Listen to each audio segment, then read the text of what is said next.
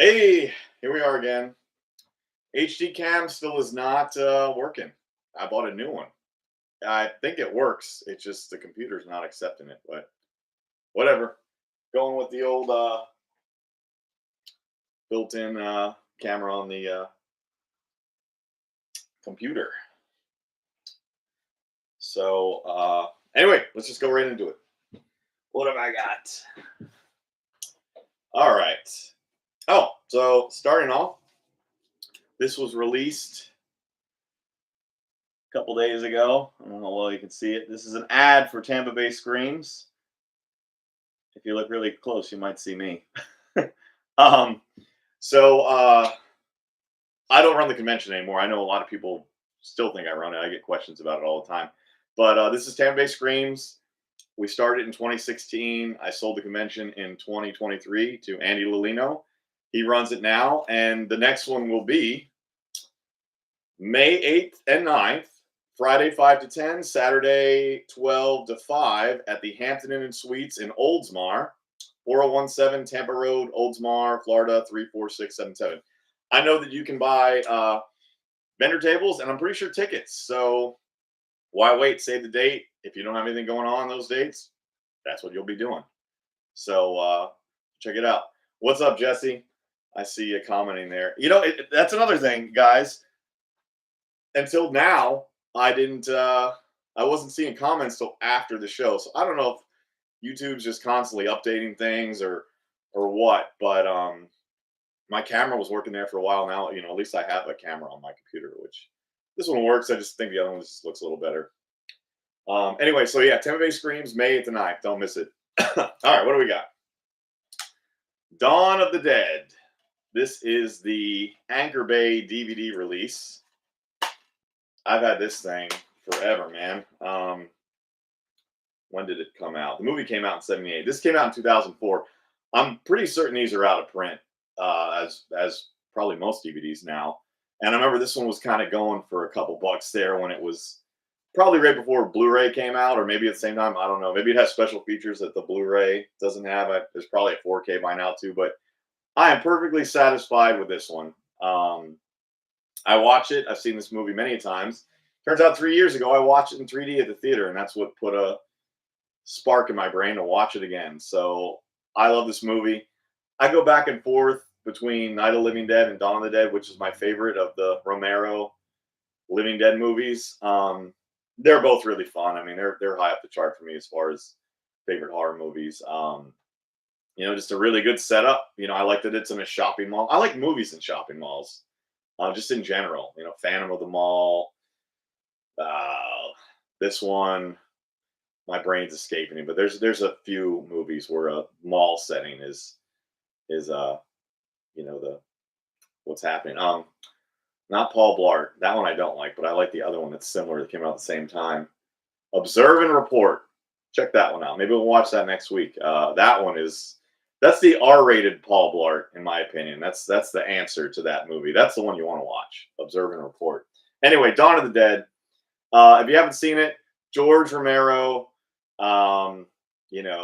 paints a landscape of zombies taking over, and four people decide to go to a shopping mall to hide out. They don't know what to do with themselves, and it's cool because they're getting food, they're playing video games, also trying to fend off the zombies, and a bunch of raging biker guys, in which Tom Savini plays one of them, as well as does the effects in this movie.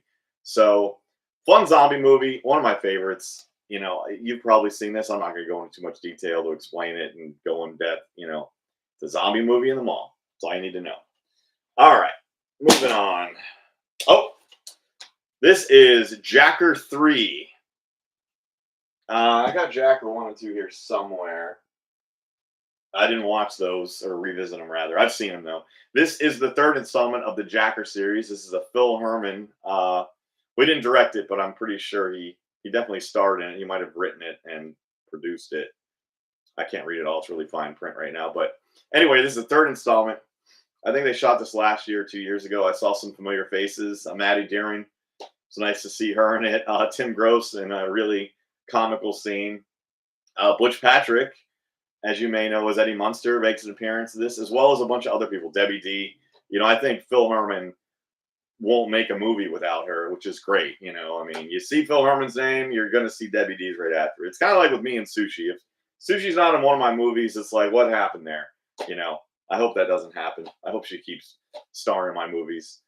Um, so anyway, it was nice to see those people. It's a fun ride.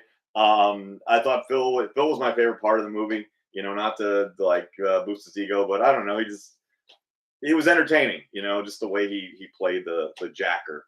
Kind of some supernatural elements going on, some fun effects, like some stuff I wasn't expecting. It was a fun ride.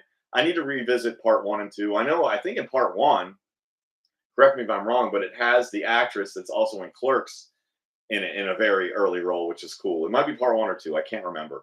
And I can't remember the actress's name, but she's in Clerks, and it's odd to see her in one of these shot on video movies. But at those times, I mean, especially like a movie like Clerks, those actors involved, they're just trying to get involved with stuff like, hey, here's this low budget production. It's probably happened around where she lived, and she starred in it, which is really cool. So yeah. But anyway, fun ride. Hit up Phil Herman. Get a copy if you like the Jacker movies. Watch them. I'm waiting for Burglar from Hell too. That's my favorite of his. Of what he's done. But Jacker's up there, man, as far as Phil favorites. So check her out, Jacker 3. All right. Oh, okay. All right. So I said this before. I have this bad habit. As you can see, there's a price sticker on it, and it's still sealed. So I watched this movie. I watched it on streaming. I've seen it before. When a movie's streaming and I have it sealed, I have a bad habit of not opening it and watching it that way. It's like I'm saving it, I'm keeping it sealed for a rainy day, with that being said, I'm not one of those people that buys movies, keeps them sealed, to like flip them later for some, no, like, but if it's streaming, I'm like, why not save my disc, keep it nice and pristine. And with that being said, this isn't some kind of crazy release that's, going to be worth much of anything, but if I can preserve it in some way, why not? So this movie stars Christopher Reeve and Morgan Freeman. Yeah, Morgan Freeman. Morgan Freeman plays a low-down street hustling pimp, and Christopher Reeve plays an investigative reporter trying to do a story on him, and these two get involved. And it gets weird, it gets ugly, it gets bad, and Morgan Freeman is being indicted for a murder, and Christopher Reeve kind of has evidence, and he's basically threatening him in this scene. He's like, "Hey man, you tell anyone anything, I'm gonna kill you," and the whole movie goes back and forth with that, and there's street women, there's street drugs, there's a lot of streetness, and I gotta tell you. I mean, I've seen Morgan Freeman in a lot of roles. I think this is one of his best acted roles. I mean, because when you see him in interviews, he's just such this nice guy. He's got this cool voice, and he's, I mean, he was gross in this movie. Yeah, I mean, like he had to do some kind of character study on Real Pimps because I was believing it. Christopher Reeve did a great job too, and definitely a different role for him. I think he was probably when this came out trying to break away from the Superman stigma. In fact, I know he was. He did another movie that's really completely far from that, where he plays a child, toucher, if you will. It's called Bump in the Night. That one's out there, but this was definitely a different kind of role for him. He doesn't have superpowers, and it's a really enjoyable movie, man. It's made in 1987. I think Canon might have put this out. I could be wrong, but it might be a Canon film, and I love Canon films. But Jesse, I'm talking to you. If you've never seen this movie, dude, check out Street Smart. It's right up your alley, man. This is a great movie. It's streaming for free on Tubi if you can't find a copy. But love these actors, love the movie, love the setting. It was raw, it was dirty, just the way I wanted it. They wouldn't make something like this these days. Hollywood wants to tell happy, stories. This is not a happy story, but enjoyable film. Really like it. That's Street Smart. Okay, what's next? All right. We got Sleepwalkers. So this is Stephen King's Sleepwalkers. This is my DVD copy. Oh, that's some cool artwork in there. Um, there might be a blue, there might be a 4K. I don't know. I've always just had this. A lot of fun cameos this movie from Stephen King, Mark Hamill, uh, Clive Barker. But forget about the cameos. That's not why you watch this. This movie, I remember it was out for years, and I think it was the title. It didn't catch me. And I love Stephen King. I love his movies. And I mean, I watched it probably 10 years after it came out. I mean, I've watched it since then, but it took me like 10 years to get to this one. And a friend was telling me about it, and that's what sold me on it. And I watched it, and now it's one of my favorites of his, believe it or not. There's nothing like it. It's kind of a lure of like there's vampires, there's zombies, there werewolves. These are sleepwalkers. They're their own thing. I've never seen another movie depicting these types of inhumanoids or whatever you want to call them. And I'm pretty sure Stephen King invented these. And they're like these cat-like people that can shapeshift and make themselves invisible. And even though they look like cats are their sworn enemy. Cats are like their kryptonite. And cats seem to be attracted to them and constantly trying to kill them and bother them. And that's, if with that being said, they're not really nice individuals. They feed off of like the souls of humans. So they gotta like suck souls out of your body to survive. And so if you got one of these things coming after you, throw a cat at it. That'll take care of it. With that being said, the movie's very incestual. It's a mother and a son together, but they're kind of a couple too. There's some stuff happening between them. That was kind of weird. I don't know if all the Sleepwalkers like that, or it's just this story. That's really not explained. I'd like to see Sleepwalkers too if they ever made one. I think it'd be cool. Directed by Mick Garris. Directed a bunch of stuff. He's a great horror director. And stars Majin Amick, Alice Cridge, and Brian Krause. So Majin Amick, I could be saying her whole name wrong. She's in a few movies. I always liked her. She's in that Thomas Towles movie, The Borrowers. She's got a small part in that. A couple other movies, man. She was a real looker, and I'd like to see more of her and stuff. But I can't think of anything else that she's in. She's in a bunch of stuff around this time period, and I think she's a good actress. But Sleepwalkers, man, you want something different. If you've never seen this movie, this is something different. Like I said, I stayed away from it for years. I'm not quite sure why. But I'm glad I finally did watch it, and I enjoy it. It's one of my favorite Stephen King. So that's Sleepwalkers DVD.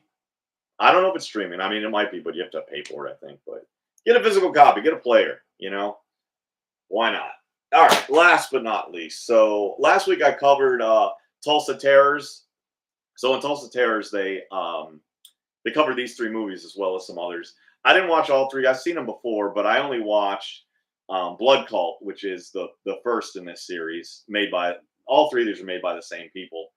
And Blood Cult was kind of a sorority slasher, somewhat. It was kind of homage to like Psycho and Halloween. It was their first film, and you could tell it was their first film. But what was cool about it to me is that it was one of the first movies to be shot on video and made specifically for the video rental market. That's why they made it. I don't know if they were the first ones. I've heard Truth or Dare was the first one. I've heard this was the first one. There's a couple others. I'm pretty sure they were all around the same time and they were made for that market. And there's a cool documentary, a short documentary. This one's like 10 minutes, but check out Tulsa Terrors too. I talked about it last week, and now, of course, I can't find it in my collection. But nope, there it is. Yeah, you want to watch these together.